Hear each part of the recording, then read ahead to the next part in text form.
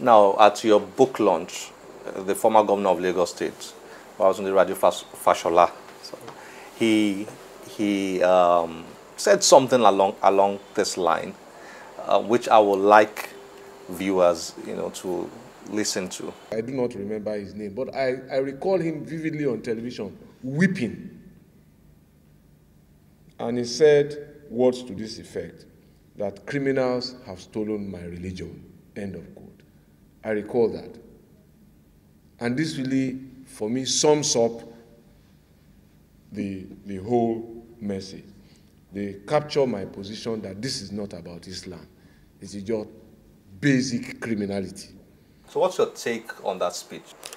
What my take on it, as I've argued before, is to contextualize the ideology of these groups. Now, this ideology of these groups is attached to religion. As I said before, such ideologies can be attached to any religion. You have it in Christianity, Hinduism. Once that sort of ideology exists, you can't call them Muslims. Radical or radicalism, radicalization, is a mental process.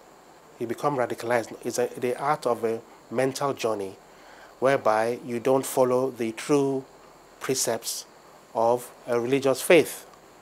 The point in question here is Islam. Are you saying in a nice way that we are being unrealistic if we don't say that groups like ISIS, Boko Haram are religious groups? They are religious groups because what is the religion all about? Religion explains life, death, and afterlife. These groups have an ideology which explains to them life, death, and afterlife. They are ready to kill and be killed in the name of religion. Also, they have a perverted belief, a debased ideology, which is that they believe that they are following the will of God, which means that if you are with them, either you're with them or you're against them. So they believe. An example is the early Christian crusade. It was all about going out there to get converts by force, conquering pagan Europe, and taking the war of death and destruction all the way down to the Middle East to conquer land for economic reasons, believing that if you die during the crusade, you have a pathway to heaven. Now, such ideology still exists today. Remember Guyana, the pastor who made his followers drink poison? They all died. That when they all drink poison, they all died. They're all going to go to heaven. That is what they believe. So it's a destructive, debased, perverted ideology, mental inclination, which the individual has. So it is religious in nature because they believe that it explains to them life, and they're attached with it. They believe that they're carrying out the will of God. Okay, let me quote from your book. It's a well-researched book, I have to say. Maybe because you are a doctor of law. You've done a good job researching. Now, in page 248, you said here that, let me read from here. A truth that has not been generally acknowledged is that Nigeria is undergoing another civil war. That's the way you described the Boko Haram situation. I was alarmed when I read that, but it seems very true. Yes, for this simple reason is this. Boko Haram are desirous of creating a caliphate within Nigeria. They want to secede, have their own land, have their own rules, and not be bound by the Constitution of Nigeria. Now that ideology, and they've come out with arms, death and destruction. Now that is, in all sense of the word, acts of secession, trying to secede. This happened a few years back, many years ago, during the Biafra War, where at the point in time, the South Easterners tried to secede from Nigeria. So they are desirous of having their own law, not being bound by the laws of Nigeria. So that is, in fact, a civil war. And they want to do this. They believe that they are, in their debased ideology, that they are carrying out the will of God, which is in line with other radical groups such as Al-Qaeda and ISIS. In page 250, you said, let me read this. This explains the reason why it is difficult to purge the group. Even a smoke them out approach may not capitulate to sustainable results. Another underlying lesson is that one must not negotiate with terrorists, especially in an era of exploitation, unemployment, and high crime rates, etc.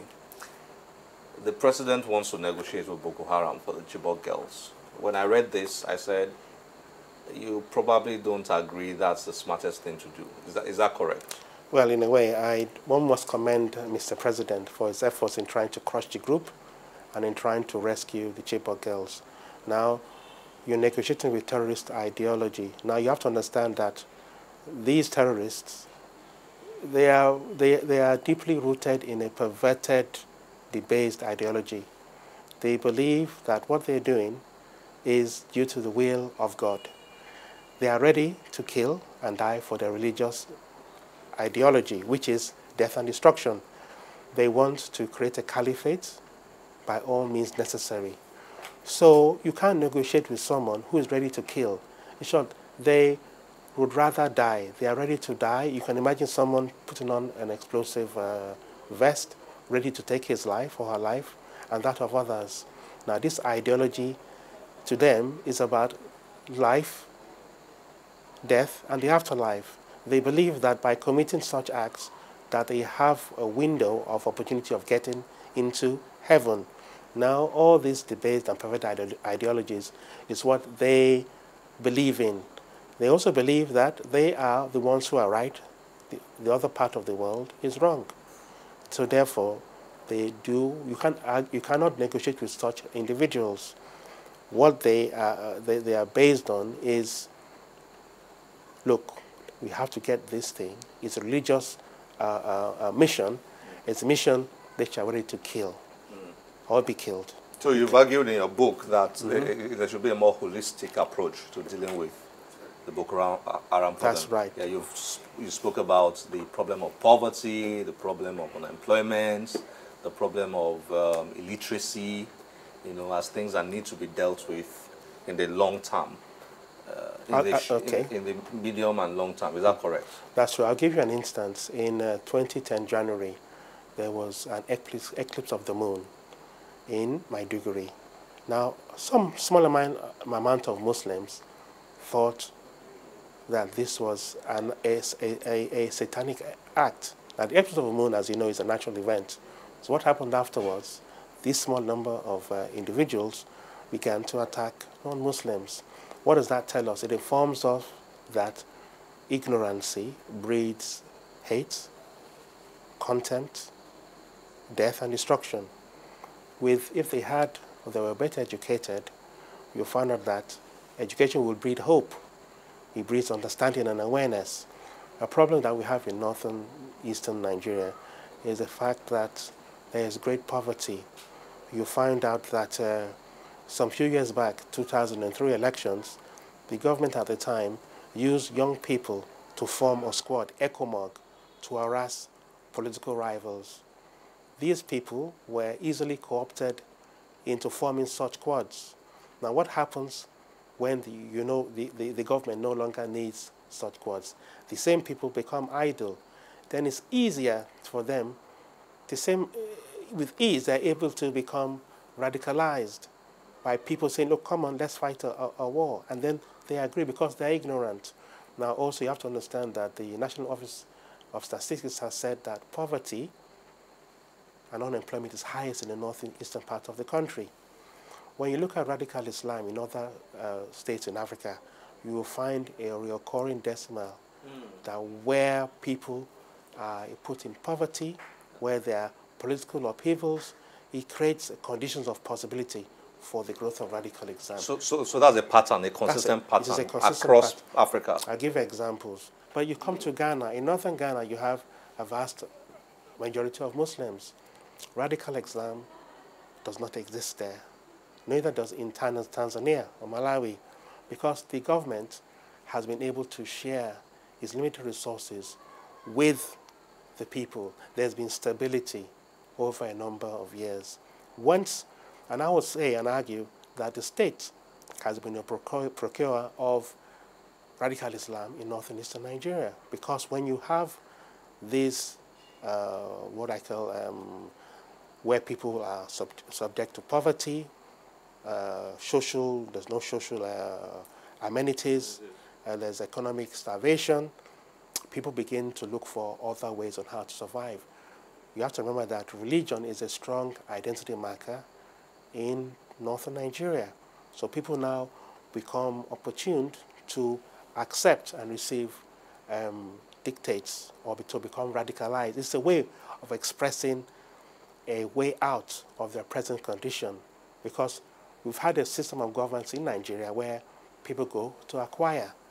You acquire for self and family, and you leave the citizens with little or nothing. And then they live in ignorance and in poverty. So that is the breeding ground. So Boko Haram has been self-sponsored by the state. Well done. Good work. What have you experienced since writing this? Well, I have been very objective in my analysis. I find that people or scholars will look at the title of the book, but when they now read the book, they tend to have a greater understanding of what you have in there. What I have in there. So you don't judge a book by its cover, you judge it after you've read through the book. And that's very true of your book. Thank you very much. It's been nice speaking with you. It's a pleasure. Nice Thank you. seeing you.